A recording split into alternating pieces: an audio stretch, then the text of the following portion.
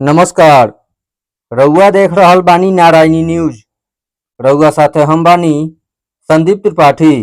नव प्रयास संस्था का ओर से चलावल जा रहल मध्याह्न भोजन खातिर साहेबगंज में शुक्रवार के रसोई घर के शुरुआत भइल।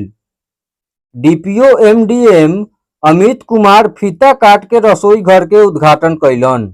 एह मौका पर संस्था का तरफ से DPO MDM Amit Kumar, DPM Mohammad Inamul Hasan, मध्याह्न भोजन प्रभारी ज्ञानेश रंजन के संस्था का ओर से पुष्पगुच्छ देके सम्मानित कइल गइल।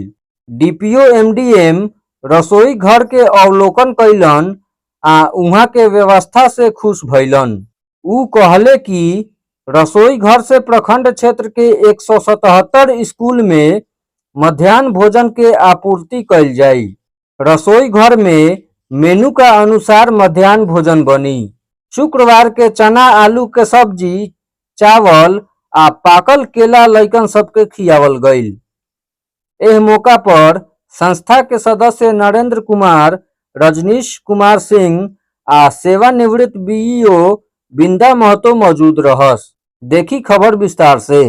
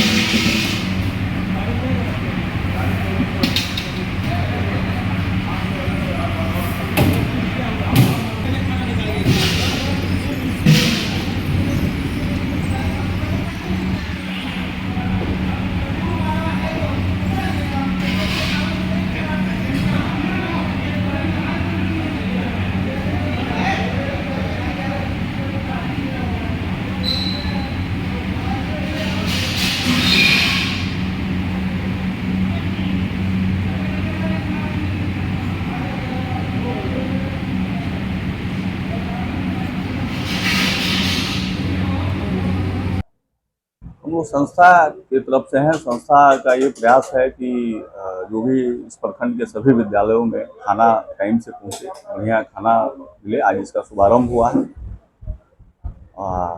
खाना सब धीरे धीरे निकल गया आज गाड़ी। प्रयास ये हुआ कि बेहतर से बेहतर कर जाए। खाना आधी रात से बिल्कुल नहीं बनता है। सब ऐसा ऐसा आधुनिक मशीन बा कि 10 मिनट में हमनी के 10 क्विंटल चावल बन जाला। एक बार 9 कैटल में लगभग 1 क्विंटल 20 किलो चावल एक कैटल में 10 मिनट में रेडी हो जाला। 10-12 क्विंटल चावल 10 मिनट में रेडी हो जाला। तो खाना प्रोसेस शुरू करे से जाए तक 4 घंटा के समय लगे। 4 घंटा में खाना बन के गाना पहुँच जाला। तो वो सब ऐसा नहीं है। लोग सोचेला कि रात से बनत हुई, काल शाम से बनत हुई, लेकिन ऐसा कुछ नहीं कि हमनी के सोचना है। ये सब बिहार सरकार के, भारत सरकार के ये सब बनावल सिस्टम है। हमनी के ओकरा के बेहतर करे के प्रयास करता नहीं सब। बेहतर होके स्कूल में जौन भी पहले प्रॉब्लम रहे कि टीचर लोग खाना बनावे से परेशान रहे, चाहे कई कारण रहे, तो ओकरा के सरकार करके सेंट्रलाइज किचन के व्यवस्था की। सेंट्रलाइज किचन से ही सब जगह खाना जाता। हमार नाम नरेंद्र कुमार, नव प्रयास संस्था बा, एक हम सदस्य बानी। हम यहाँ पूरा मुजफ्फरपुर जिला में हमनी के मोटा मोटी 4 किचन अभी चलता। धीरे धीरे आगे और बढ़ी। रउआ सभे नारायणी न्यूज के लाइक करी, सब्सक्राइब करी।